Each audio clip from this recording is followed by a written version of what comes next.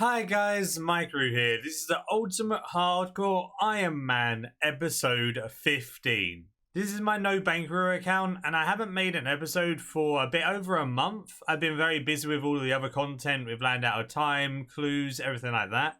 But I have still been playing this account and I still do have episodes to release. This is one of them. If you haven't been following the series, I'll leave a link to it in the description. And in this episode, we do as much progress as we possibly can towards the last grind of our PVM setup. That's things like masterwork, 90 attack, 90 defense, everything like that, so we can go to Vindicta in episode 16. Let's get this grind going, so let's get right into it. Our Darrock plate body, the one with Bite into Venom Blood on it, is level 12, so we're going to siphon that, and that should get us to 66, yeah. So now we're 66 invention, I don't think that unlocks anything. No, nothing unlocked until 69, so we gotta wait for 3 more levels and then we'll get some more stuff to discover. But hey, we're going up, we need to get 80 for another machine and that's like the next milestone. King's Ransom quest is done. I got a little bit of XP, I got an XP lamp, and it unlocks the prayers that I want to use at things like Vindicta. The level 70 prayers of Piety, Rigor, and Augury are going to come in handy. I'm only really going to use Piety though, because I'm going to use Melee.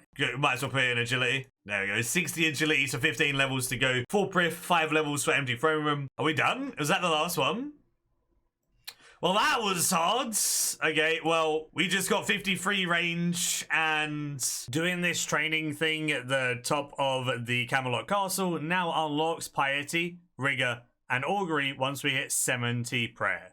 We are geared out. We have everything that we need. I'm going to do ED1 token farming with a couple of other low-leveled Iron Men with this setup. We're 80 all combats pretty much, so I don't know. I feel like we'll be okay. We'll give it our best shot. ED1 token farming really wasn't that bad. I was just using the sharks that I got from temple trekking and just DPSing it down with my Bane equipment. The people with me had stuff like the quest point, shop, weapon, and magic, and then someone else had an Elder Rune two-hander. So we're all pretty much similar geared, and we're just DPSing the stuff down as fast as we can as a group of 3. They do hurt a fair bit, so you do use a fair amount of food, but they're not the worst at all. And it was pretty good to do, not too dangerous if we were in a group. One downside was even if I was standing the same distance away as someone else, and even if they voked it, it would go on me. Especially the mini-bosses. I think it was because I was the lowest combat level. The mini-bosses just turned and faced me and DPS'd me down. Because they do aggro the closest person, but if I'm at the same distance as someone else, it will always go for me. It's very confusing, but it made it a bit more challenging for the Iron Man. But then that also made it that I wasn't getting carried and stuff. And obviously I have that rule on this series to not get carried, etc. So yeah, that was pretty much it. We just done ED1 lows and lows to get all of those juicy Dungeoneering tokens from the bosses for things like scrolls from Dungeoneering to help us with our leveling and everything like that. 80 strength, you boy. The first thing I want to get is the Scroll of Cleansing. This scroll saves secondaries whenever doing any type of herb lore, so it's just going to save me so many herb lore supplies. Definitely 100% worth it on an Iron Man especially. It's really worth it on a main as well. Obvious choice for this one. Another one that's not quite as obvious is the Scroll of Life. I'm going to be doing a fair amount of herb runs in order to get Lantidimes and other things that I need in order to make extremes or make overloads or anything of the sort. Because of this, the Scroll of Life can save those seeds and it can come in super handy. So we have 30k points, we can just save for Bone Crusher, you know, Charming him, stuff like that when we actually have the inventory space or the Slayer points to tool belt it. Because right now, I don't even know if it's going to be worth it. Gem bags and stuff in the future as well could be quite cool. But I think those 2 scrolls were the main ones that we needed. Right now, we're okay without them. 2 very, very useful abilities that I need is Devotion and Sacrifice. You can get them from killing Bandosian or Armadillo minions in the Gold Wars Dungeon 1. So I'm just AoEing down the Bandos minions to try and get them both here. Sacrifice ability is obtained. There we go. So Sacrifice is got, but we don't have any other ability yet, so we need to get Devotion now. Are we done here now? That really didn't take long at all. Devotion unlocked. How long did that take? What, 25 minutes or something? That was pretty damn good. That was a pretty good time. Now that I have the abilities, I still had some food and stuff. I thought, why not go kill General Grodor a couple of times and see if we could get anything decent? I killed him a fair few times and it wasn't actually that bad. With this gear, we could do him fairly well. The only downside is I'm making masterwork right, so there's literally no need for bandos. If the armor was more useful, I probably would have done more kills. But the armor is literally redundant when I'm going to have masterwork and augment that soon. So Graldor will have to come another time, I guess. But it was fun either way. Another solid use of my tokens is Shifting Tomb reward enhancers. You use one every time you complete a Shifting Tombs and it gives you more XP. I need to get 70 prayer and I need to get my agility up, my dungeoneering up, and I do all of that with Shifting Tombs. So these are definitely going to help. Man, the amount of XP is insane. Look at that. 50k prayer, 55k agility, experience an hour with the Shifting Tomb enhancers, 62 agility, nearly 69 prayer. We need 70 prayer for piety. It's going so well. What the hell, man? 69 prayer. Very nicely leveled up as well. Now that I was close to 70 prayer, I should be able to do this quest and get 70 prayer with the XP lamps that can go into combat. I can just stick one of them and it should get me it. This also unlocks Death Swiftness, Sunshine, and some other good XP lamps for later on. Definitely worth doing. Let's do a World Wakes. I don't have air runes! Dude, I have no teleport! I have no teleport and no air runes. What the hell? My game, dude. I'm gonna have to melee them. I'm gonna have to melee them. Don't hit me, dude. Go away. Well, this is going swimmingly, dude. Whoa, that's a melee. Can we not? Panic over. Runes have been obtained. We're ready to actually mage this. Okay. Kriara's here. Hi, Kriara.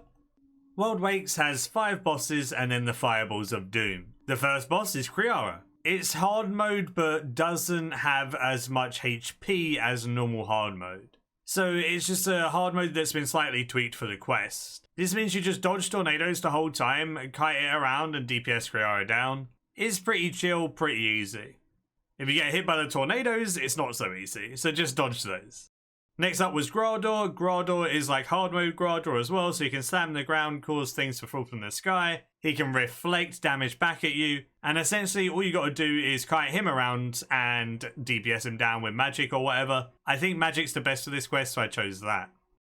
Next up is Zemorgul. He just summons these portals. If you don't kill the portals, you take damage. If the portals are dead, you pretty much take 0 damage. So kill the portals, kill the minions, and kill him. He's probably the easiest one. Next up is Zami, another very easy one. He's like hard mode Zami. He does have a charge attack, he has a blade flurry attack, but as long as you're kiting him the whole time, he should literally get hit by 0 specs. So I just kited him, DPS'd him down with magic, easy peasy. This one was probably the hardest fight, and that's the one that you have to kill the person who teleports around everywhere. This fight is a bit annoying because it drains your HP and it drains it according to how much HP you have left. So you need to keep your HP fairly low for this fight, which is spooky for a hardcore Iron Man.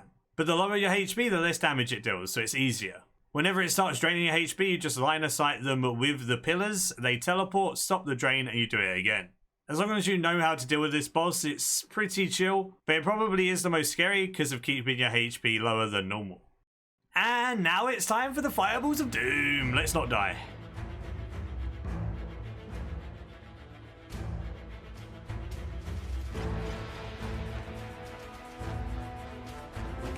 No, why are you running so fast, game?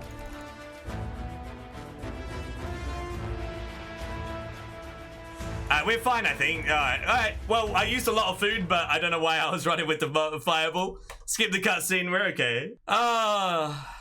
Well, we did it. There we go, the World Wakes is done, and we get all of those good XP lamps. We can't use them all right now, but we're going to use the ones that we can. We also get Death Swiftness, Sunshine, etc. Very awesome. So what I'm going to do is I'm going to destroy the ancient lamps because they're the ones that give me 100,000 experience in 3 different skills over 75. So I'm going to use these in different skills when I get them over 75. So if I delete them, I'll be able to save them later. The combat lamps I can use on combat skills above level 65. So, prayer. What? Is prayer not counted as a combat skill? That actually makes me sad. The summoning? Why does summoning count but prayer doesn't? I need to get 90 attack and 90 defense for Elder Rune weaponry and masterwork. I have all of the ores from masterwork which I mined in the previous episode, so I just need to make the masterwork at 90 defense. So I'm in the abyss every single time I have my vampirism aura up. I'm going to use it here. I can also reset it with the Premier Club artifact, so I can do 2 hours, go do some smithing, make some masterwork, come back here, do it again. And I'm going to do this all the way to 90 attack and 90 defense. I'm getting like 600k experience an hour right now in combats, and it's amazing. Another thing I can't stress enough is always use scavenging, especially when you're training in places like the Abyss. Look how many good components I've had. Amazing. 88 attack, we're getting there, 2 levels to go. Did a little bit of temple trekking for some raw sharks. These raw sharks will be used against Vindicta. I want to stock up like 300, 400 or so, and then I'll use those in order to maintain my food. I'll probably cook them all and then note the cooked ones. That way, whenever I need to restock, if it's halfway through an hour or so, I don't have to waste time cooking. After a decent amount of temple trekking, we now have nearly 300 raw sharks. That will do for now. Back at the Abyss, 89 defense now with 89 attack as well, so we're 1 level of each of them away from masterwork. Now it's time to grind the masterwork. Look, I have 600 of every single bar, as you can see here. I have some extra Elder Rune ones, which I'll be making Elder Rune weaponry with.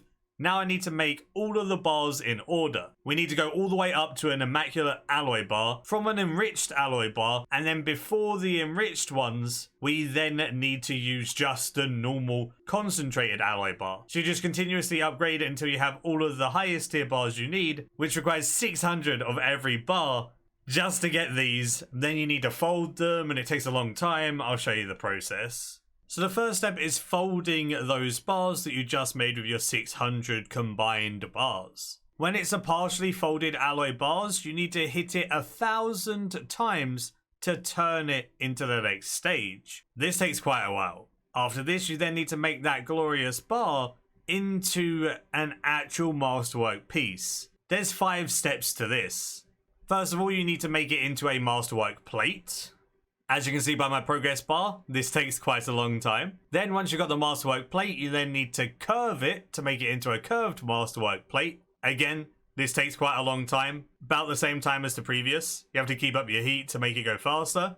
Then the next step is making it into an untempered masterwork armor piece. Again, taking about the same time as the previous 2 things. Next up, the untempered piece turns into a masterwork armor piece, which this time takes less time than the previous 2 and is a little bit quicker.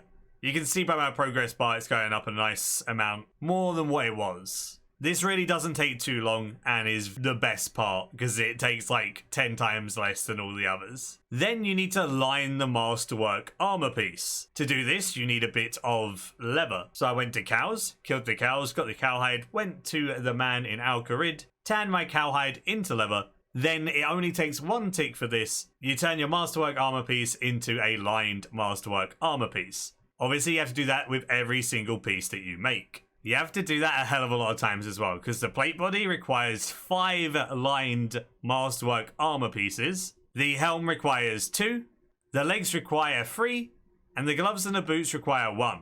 So in total, that's 12 bars needed to go through this whole process just to make masterwork. It takes around 14 hours to make a full set of masterwork once you have all of the bars you need. It's insane how long it takes. I did this for the chest, the gloves, and the boots, so 7 bars for now. And I have to do it again for the helm and the legs sometime.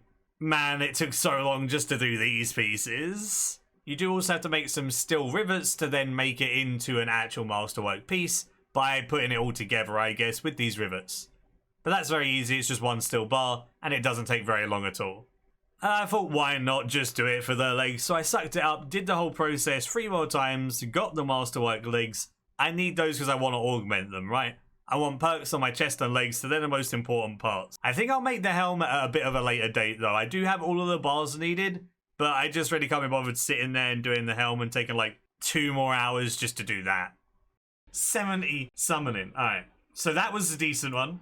Saved the right amount and got us to 70. Sell those Mithril Minotaurs. Screw that. Don't want them anymore. And we're good.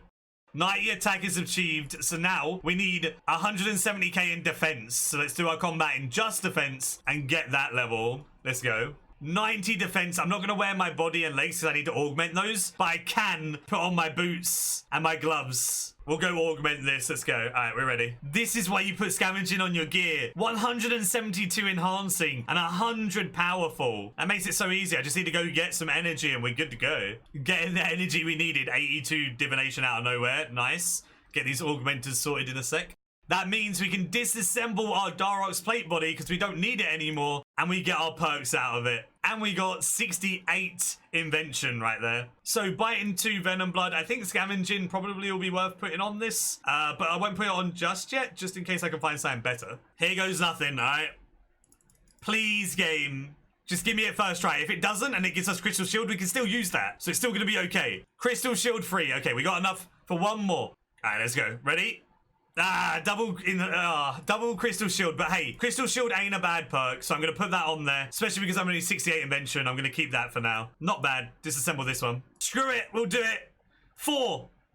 Oh, we got enhanced by 2. Okay, I'll take it. Yeah. All right, that's good. So we get 9% chance to get Devotion proc. All right, I'll do it. Okay, we're going to try and get Crackling 2. Go. Crackling 2. All right, that'll do. We got Enhanced Devoted 2, Crackling 2, Bite into Venom Blood, and Crystal Shield free. That ain't bad perks, to be fair. Budget perks for 68 invention. I'm happy. That's so much better than what I tested on my main as well. So I'm good. I needed to get from 69 to 70 prayers, so I built my god statues, which gave me a decent amount of prayer XP from all of them, and I was very close to 70 prayer after building them all. I then went to do my troll invasion. You just kill all of the waves of the trolls. Very simple, very easy. Once all of the waves are done, you get an XP book, which should get me the last that I need for my prayer gains. 37k, we are 70 prayer. We just need to craft our weapons and we are ready. Once we got our weapons crafted, we are definitely ready. I did call myself an absolute unit before, but now I'm even more of an absolute unit, right? Look at that. I am ready for Vindictor. I just need to make the Masterwork Helm later on. It take me 2 hours to make the Masterwork Helm. And I don't want to wait 2 hours to make the Masterwork Helm. I just want to go.